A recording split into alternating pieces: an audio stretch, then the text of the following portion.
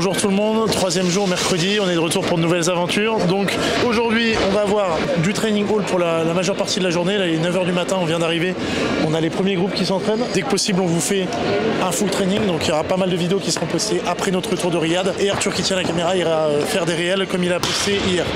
Sur la compétition, aujourd'hui on a une catégorie qui est assez intéressante chez les hommes avec les moins de 61 kg A. On vous fera un récap tout à l'heure de qui il y a dans cette catégorie, qui sont les favoris. Et après on aura la catégorie des moins de 55 féminine A, donc caté qui n'est pas olympique mais qui peut quand même avoir des athlètes qui sont assez costauds. Donc on ira au hall de compétition ce soir à partir de 17h pour voir ces deux plateaux là.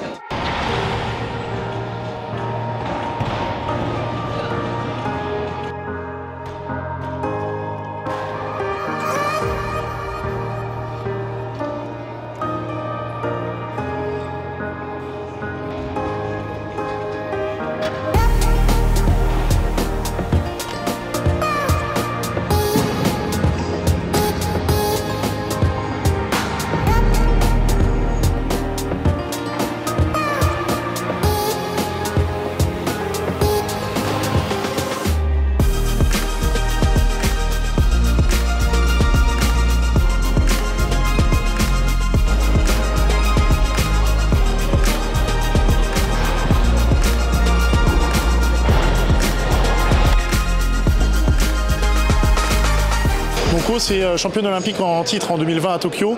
Je crois qu'elle a fait 5 fois championne du monde aussi. Là, elle va tirer dans le groupe C sur la compétition. Simplement parce que je pense qu'elle va pas performer, elle va seulement venir pour se présenter à la pesée, pas faire des performances exceptionnelles, mais par contre, elle est vraiment dans la course à la prochaine Olympiade à Paris. Son coach a été super sympa, il nous a filé un t-shirt du centre olympique de Taïwan, mais surtout, il a adoré le t-shirt Bulgarian, il a fait plein de photos du t-shirt. Ça me permet de vous dire que le prochain drop de vêtements et d'équipements arrive très bientôt. Normalement, lundi prochain. Arthur, c'est bien ça? Fais-moi oui de la tête si c'est ça.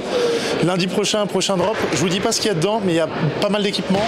Il y a de l'habillement que vous avez peut-être déjà vu sur des athlètes qui s'entraînent à PowerCamp qui l'ont eu en avant-première. Très bientôt, donc allez sur le site thepowerinstitute.fr et si vous nous suivez déjà sur Instagram, vous aurez toutes les infos à ce moment-là. Là, on va aller avec Arthur filmer la team chinoise qui vient d'arriver. C'est la première fois depuis qu'on est ici qu'on a quasiment tous les athlètes de la team chinoise. Tian Tao notamment, Li Dayin, donc on va aller faire quelques vidéos. Li Wenwen aussi, la préférée d'Arthur. On va vous faire quelques vidéos pour des réels et peut-être quelques-unes qui seront incluses aussi dans le vlog. Là du coup il y a toute la team chinoise, il y a la Turquie derrière moi, là-bas il y a l'Indonésie, on a le top du top de l'haltéro-asiatique.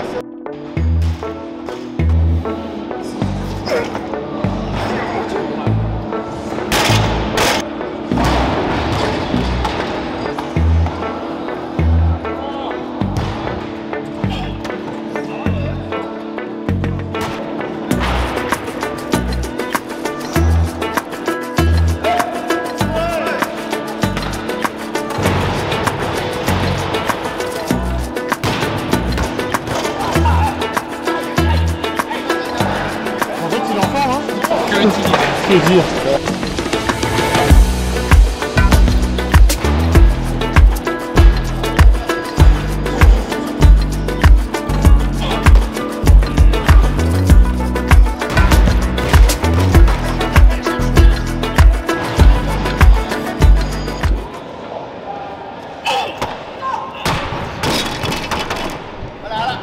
Matinée terminée pour nous. Donc les Chinois ont fini leur entraînement, c'était une grosse session. On a eu Li Dayin qui est monté sur 2 simples à 160 kg à l'arraché.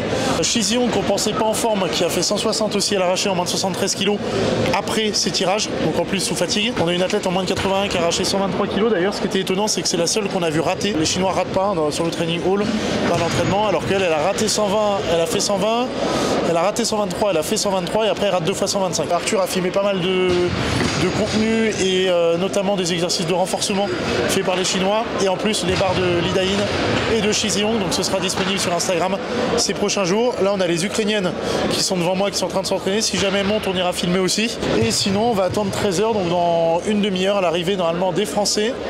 On va vous filmer les Français quand même le plus possible, des Italiens, Italiennes et des Canadiens et Américains qui nous intéressent aussi. Donc voilà, je pense qu'on va peut-être se faire un full training des Français, on va demander au staff qu'il y ait une séance lourde et en fonction on filmera parce que normalement Garance et Dora ont fait leur dernière séance lourde hier vu qu'elles ont compétition demain si je dis pas de bêtises, les moins de 59A, donc là ça devrait être récup. Par contre les gars, Romain, Brandon vont peut-être monter et Redon, Anthony, eux arrivent un petit peu plus tard, ils arrivent, on est mercredi donc ils arrivent ce soir. Voilà. Il est l'heure de manger, il n'y a pas grand chose pour manger autour, mais ce qui est cool, c'est qu'il y a Uber Eats. On peut se faire livrer à peu près toute la bouffe qu'on veut. Et là, Louis nous a ramené on ne sait pas trop ce que c'est, 3 kilos de bouffe pour nous deux, donc on va voir. Poulet riz pour deux, mais ça a l'air d'être assez lourd, donc on va bien se péter le bide. Et après, petit training. On s'est fait un petit entraînement avec Arthur, très rapide. Alors bon, Arthur est monté un petit peu en squat, mais moi j'ai juste bricolé de la muscu pour pas me péter. Sur ce groupe-là, on a eu la Bulgarie, encore une fois, donc des barres sympas qu'on a filmées. Donc pareil, Arthur aura de quoi faire un réel dessus, je crois. Là, on se rend au hall de compétition. Il y a encore 2 catégories plateau A aujourd'hui. La première, c'est les moins de 61A chez les hommes, donc très grosse KT avec un niveau qui est très homogène. Hein. Le moins bon du plateau ouvre à 298, en tout cas en total d'entrée annoncée. Et le meilleur, c'est Lifabin, le chinois, à 310. Donc tous les athlètes se situent à 12 kg d'intervalle en total d'entrée, entre 298 et 310. Le chinois un peu favori. Et après, derrière, de très très bons athlètes, on a l'Ouzbek, Ergachev, le Viet, l'Indonésien, Sergio Massida, l'Italien, le Géorgien, Shota Mijelidzé. Donc que des athlètes qui potentiellement peuvent aller chercher une médaille. Donc ça va être un très gros plateau. Et après, on enchaînera avec les moins de 55A chez les féminines. Et on vous fera aussi des vidéos dessus. À tout de suite. Nous voici dans le hall de compétition. Donc derrière moi, vous avez le plateau de compète. On est à l'espace média. Ça veut dire que vous allez peut-être reconnaître des têtes. Juste là, vous avez Seb de Weightlifting House et Max Aita qui font les commentaires en live. Donc toute leur équipe s'occupe du live, la rediffusion. Si vous regardez sur leur site internet, ça se passe ici. Vous avez tout l'espace photo et vidéo qui est là. Donc Arthur va filmer. Il y a beaucoup de trépieds, beaucoup de caméras et de photos. C'est là où nous on se met aussi. De toute façon, vous le savez, hein, parce que vous voyez bien d'où viennent les angles des vidéos et des photos. Parmi les personnes qu'il y a là, vous avez le représentant de l'IWF qui est juste derrière moi. Vous avez Stu X Media, YKS Media. Il y a One Kilo qui fait de la photo. On a Sergei Putsov qui travaille avec Torokti, donc Torokti est là aussi. Et on a Nat de Ugrip et Grégor de ATG qui sont pas encore là, mais on passe la journée avec eux en fait, parce qu'ils font la même chose que nous, ils prennent plein de photos, plein de vidéos. Au niveau de toute la salle de compétition, il y a un peu moins de public qu'en Arménie, moins de places assises. Le public, on verra sur les plateaux lourds, mais bon, c'est un pays où l'haltéro intéresse un peu moins, donc sans doute moins d'ambiance. Vous avez quand même tout l'espace VIP qui est là avec la famille royale qui vient, ils se font servir des dates et du thé pendant tout le truc. Et en plus, au moment où je dis ça, ils servent du thé. Regarde Arthur, tu peux filmer. Ils se font servir du thé, hein, tous ceux qui veulent. Donc on est bien en Arabie. Si vous regardez le plateau, vous avez toute l'équipe de chargeurs, comme d'habitude. Ils arrivent en courant à fond pour charger, décharger la barre, que ça aille le plus vite possible. Ce qui est marrant là, c'est, je sais pas si t'as remarqué Arthur, ils s'asseyent tous en même temps. Donc ils arrivent tous sur leur siège et ils s'asseyent tous en même temps, donc ça fait très, très organisé. Et voilà, donc au niveau sortie des athlètes, ils sortent par l'autre côté. On peut accéder par ici aussi à l'espace warm-up. On va peut-être essayer de se démerder sur des plateaux, notamment plateau B. J'essaierai pour Redon surtout de me rendre à l'échauffement pour essayer de vous filmer des images. C'est pas évident parce qu'il n'y a personne de toute la team média qui n'y va, mais on va essayer d'y aller au bluff et de se rendre là-bas. Bon voilà, bon plateau à tout le monde.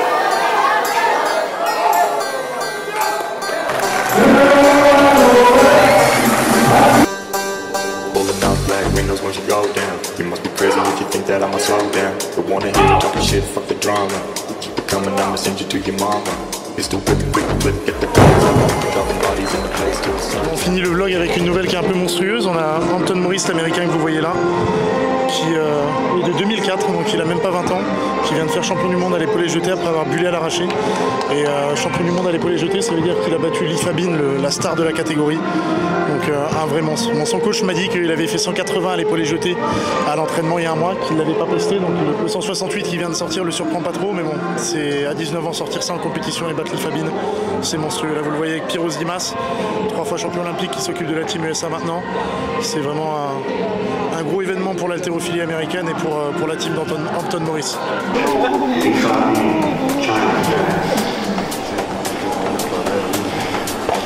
Non credo.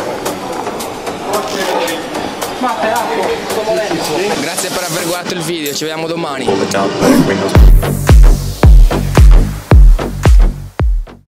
on est de retour pour aller manger de l'autre côté de la route. Et là l'autoroute c'est... Là c'est un peu chaud là. un peu chaud. Ah ah. Non, c'est bon. Apparemment, on peut prendre une amende si on traverse il n'y a pas de passage protégé.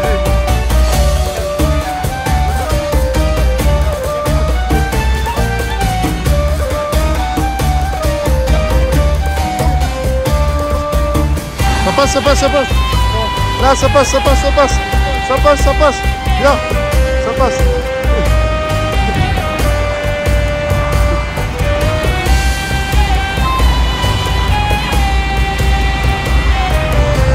Very dangerous. Yeah, Your life is very important.